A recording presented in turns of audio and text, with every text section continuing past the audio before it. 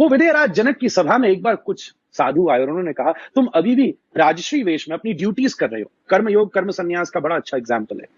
तुम अभी भी राजा हो, सारी ड्यूटीज, टैक्सेशन, सारे इंस्टीट्यूशन, कॉन्स्टिट्यूशन सबको लागू कर रहे हो, दंड भी दे रहे हो, समाज भी सब कर रहे हो, उसके साथ सतत भगवान का चिंतन कर रहे हो। ऐसा आप कैसे कर पाते हो? कैसे हायर थॉट है आपका? कैसे आप ये वननेस का और एक्शन का सेक्रीफाइस और इंटेलेक्चुअली अनवांटेड अनपरमानेंट थिंग्स को हटा लेते हो?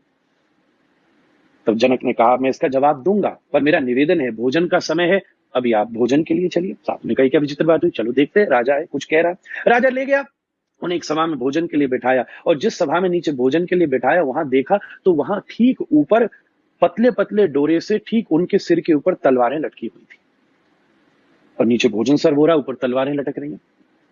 सब साधु चिंतित से हुए, राजा से पूछा, महाराज ये क्या है? बोले, आप चिंता मत करो, ये बस महल का ये इंटीरियर डेकोरेशन है, यू डोंट वरी, ये अच्छी तरह बहुत समय से लटके, आपको कुछ नहीं होने वाला। ठीक, सबने कहा कोई बात नहीं, राजा कह रहा है ठीक ही कह रहा होगा, साधुओं का सम्मान करने वाला राजा है, तब से संत सेवा करता है, परोसाई की। पर मुझे पूरा विश्वास है कि उस दिन का भोजन उन साधुओं ने सबसे कम समय में पका लिया होगा। तुरंत प्रसाद पूरा हुआ, उठे, सबने हाथ धोया। राजा ने सब बोले, महाराज आप प्रश्न पूछा था, मैं उसका जवाब आपको दे चुका हूं। बोले, क्या जवाब दिया? आपने तो भोजन कराया, हमें क्या जवाब दिया?